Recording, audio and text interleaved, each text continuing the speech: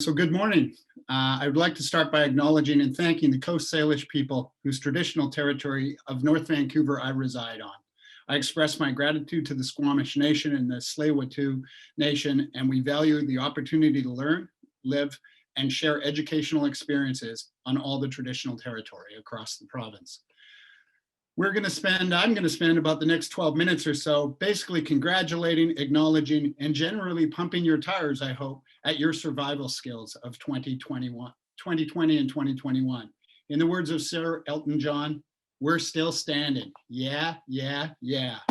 So welcome everyone to the 2021 Beer Conference, or BC Beer Con as we like to call it. We certainly did not expect this when we started to plan the conference last year, but what we have learned over the last 12 months is that change is constant. I want to thank everyone for committing out of their busy schedules to join the conference. I hope you appreciate our efforts to condense the learning in the seminars into half days that make the most sense for you to and your job descriptions. We are recording all these sessions, so you will be able to access them through your tickets and be able to look at them online in our new BC Craft Brewers online community and in the future on our YouTube channel. If you've not added your brewery information and key contacts to the community channel app, it's really important you do that, because that is the way we're going to communicate moving forward.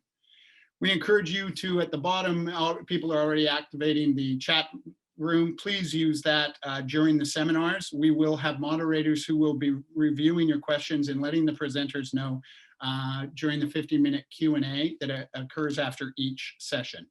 Hosting an event like this via Zoom creates a lot of challenges, much different challenges than we would have had when we gathered in person last time in 2019. But there certainly are advantages to this virtual experience over the 2019 conference. Mainly, you control the heat and the light in the building, so that's got to be a plus to me. I'm not wearing a jacket. That's a good thing.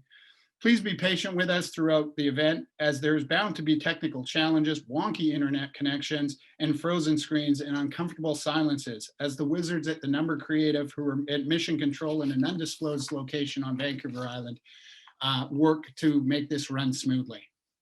We have experienced 12 months of the most extraordinary business and personal challenges of our lifetime. As all of us have to reevaluate our personal and professional choices through this pandemic, we should be proud and inspired that we have managed to survive the past 12 months.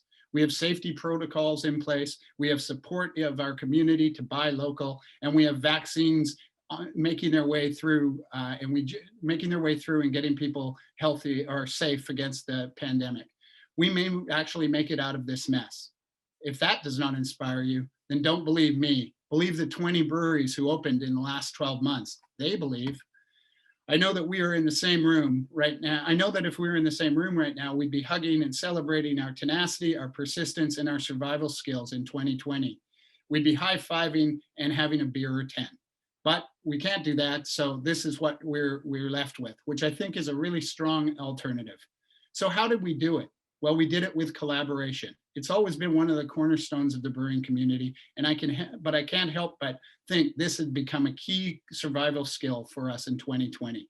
In this industry, we bonded together due to our role always as the underdog against barriers that should actually impede our success. Whether that be competing for shelf space against foreign-owned domestic competitors, or liquor policies that cannot possibly keep up to the ideas and the innovations that the entrepreneurs on this call want to move forward with their business.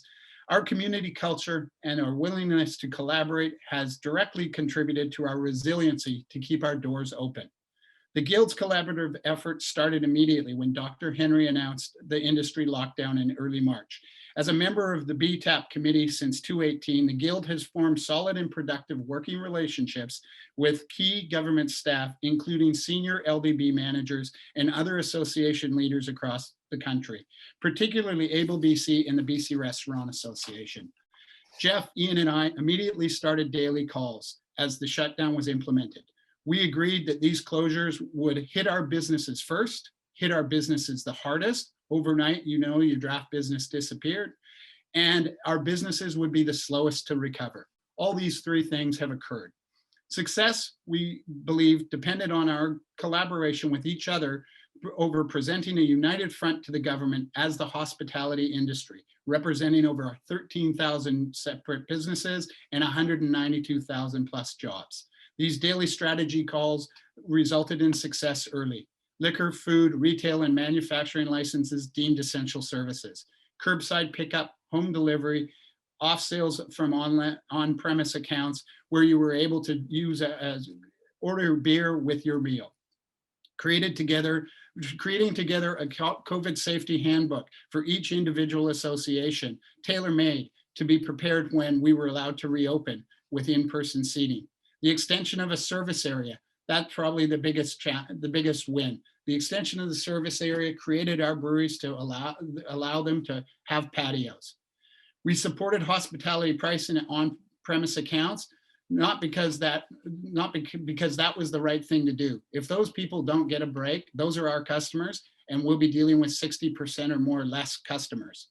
These COVID policy changes exemplify how the government and the industry, when motivated to solve issues quickly and effectively with a common purpose, can get things done.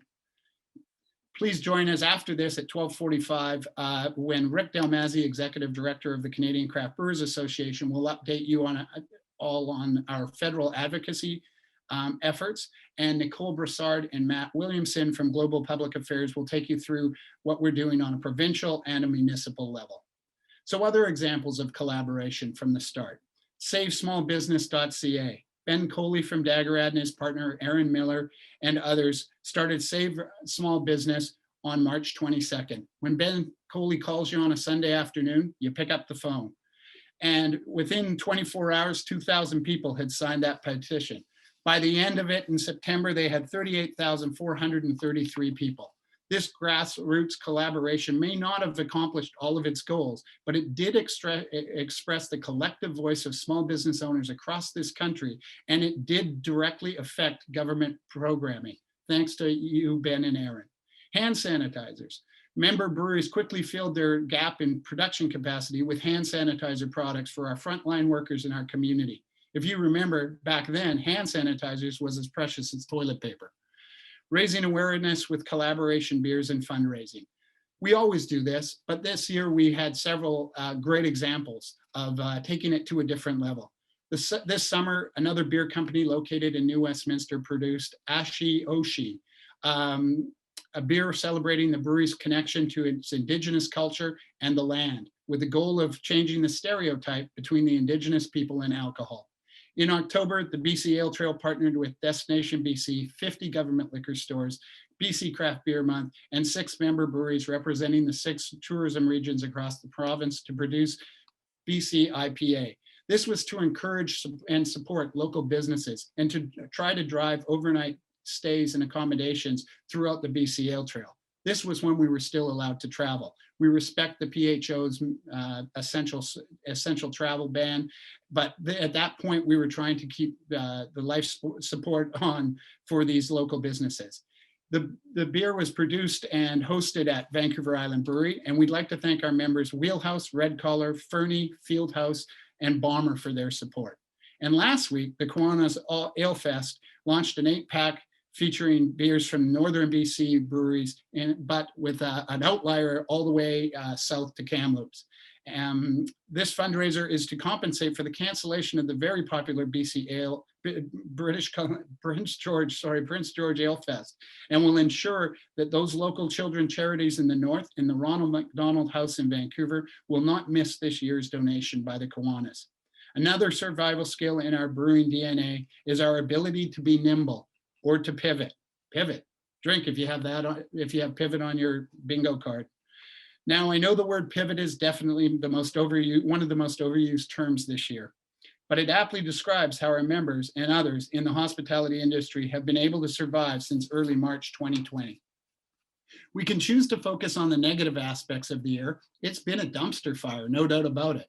Or we can do what you all seem to have done. We can focus on the opportunities and the silver linings that the pandemic has presented to us. Build that patio deck. We never have been permitted to do that prior.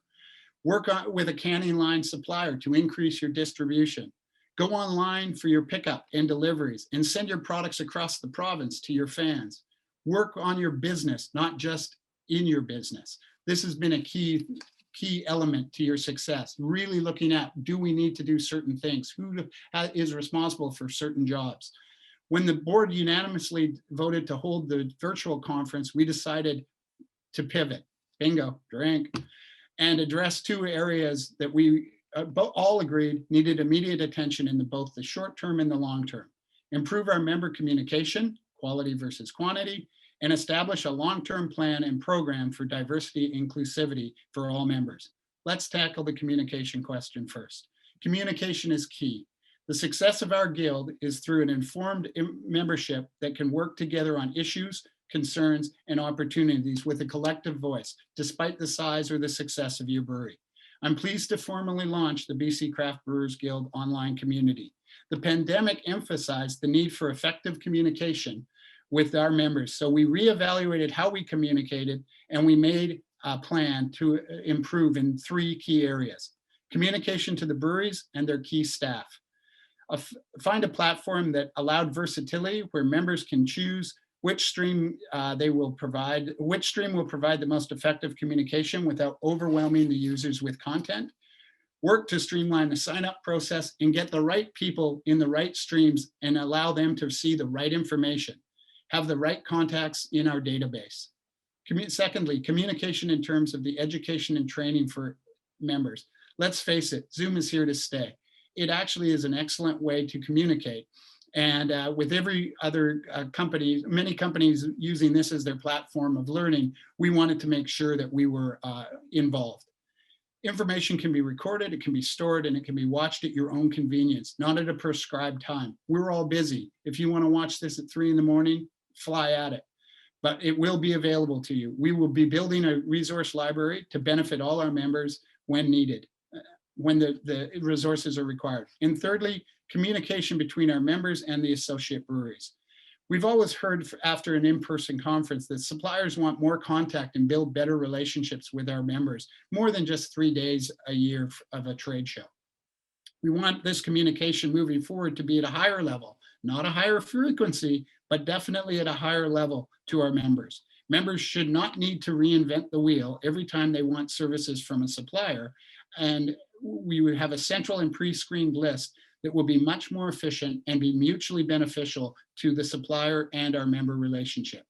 We currently have over 350 people registered in the community. That's awesome. But if you haven't registered yourself and or your brewery team, please do that at the break. The app is available at through the App Store. Sign up your brewery staff to the correct themes and make your life easier moving forward. The second area of concern was not only more important, but long overdue. To establish a long-term plan and program for diversity and inclusivity for all members. Not only did 2020 bring a pandemic, but the world also felt a renewed urgency to address inequality after the murders of innocent members of the Black community in the US. All citizens needed to take responsibility. All citizens had to take a hard look at themselves and reevaluate, how did society end up to this point in 2020? Our brewing community has long acknowledged that we need to be more inclusive and representative of society overall. And now we're going to walk the talk. In the planning process for this conference, our priority for the keynote was to address this issue directly.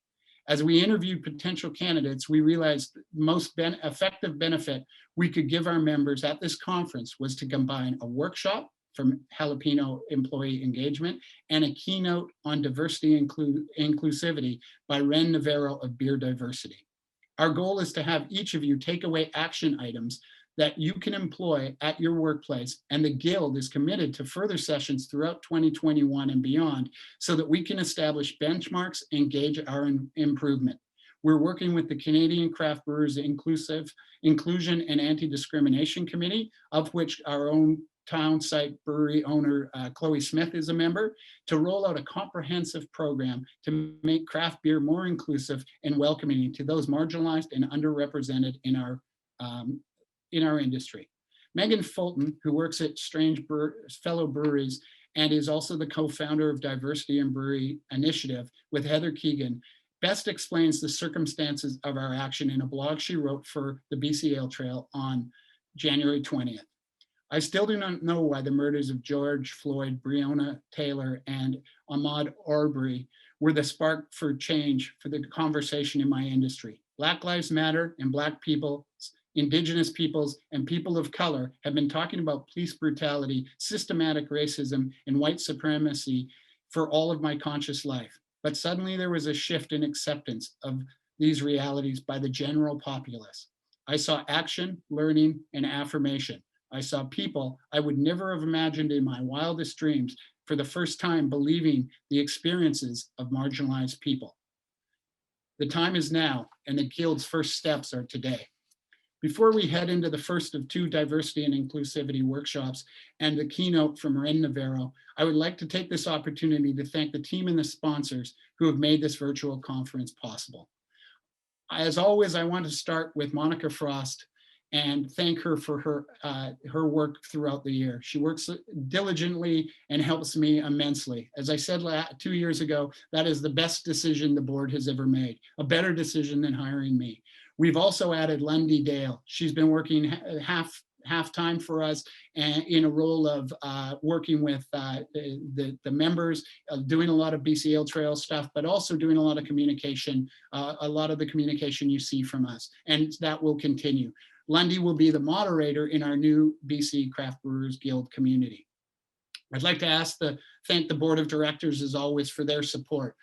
Not only their support, but their leeway in letting us make our own decisions and bring them to us, letting us work through the problems and so they can work on their business and then presenting to us, presenting to them and getting their approval.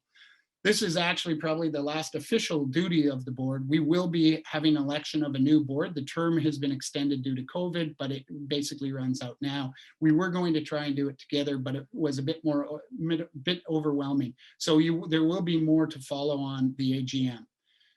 We'd like to thank the Number Creative, Chris Knorr, Ryan Malcolm, Kim Persley, and Jessica Gerard. These are the people who are bringing you what you're seeing right now. They have been awesome. Since we first said to Chris that we were thinking of doing a virtual conference, he jumped into action as he usually does. And we've developed, and what you've seen over the next 3 days is coming out of his collaboration. We really do appreciate it. And finally, to our sponsors. The title sponsor, Great Little Box Company and Ideon Packaging. Thank you so much for your continued commitment. I think you got back to me within about 12 minutes of us sending out our first invite. The theme sponsors, we really appreciate that. That's going to be key in our community moving forward. Those are the individual channels that people will be accessing. And we were able to, Hops Connect will look after the brewing technical. The brewing production is sponsored by Vessel Packaging. The marketing is sponsored by Hootsuite. The finance by one of our longtime and oldest members, our sponsors, Capri CMW. Safety is taken on by Williams Machinery and Westera Equipment, and operations is Mile 37 Craft Canning. We thank you so much. We have, I think it's about 15 seminars, and we have sponsors for each of them. You'll meet those sponsors as the seminars develop. Everyone will, as they will be, their company reps will be introducing the individual sessions and the speakers if they're not providing the material themselves. Thanks to all our associate members who continue to support us even in a year like this. Your support is greatly appreciated. Now more than ever, we see the power of an association. We really do have to all pull on the same rope, and your support confirms that. Members, please review the associate members list on the online community anytime you require a service or a supplier. Suppliers, please use that online community to educate, train, and inform our members of your services. Master Brewers of America's Association, thank you so much for your expertise in delivering the technical brewing seminars. If you're not a member of this association, we highly recommend you check out their site and coordinate with either Gary Lone at Central City or Graham With at Parallel 49 and sign up now. They are invaluable to your expertise. And of course, to all of you, our members who continue to make my job the best in the world. I'm motivated and inspired every day. And I drive to make, when you drive to make your vision a reality, I truly enjoy working with all of you throughout the year. It is now my pleasure to invite Rochelle Morrow, packaging specialist with Great Little Box Company, and Ideon Packaging, our title sponsor, to introduce the first of our diversity and inclusivity workshops. Have a great day.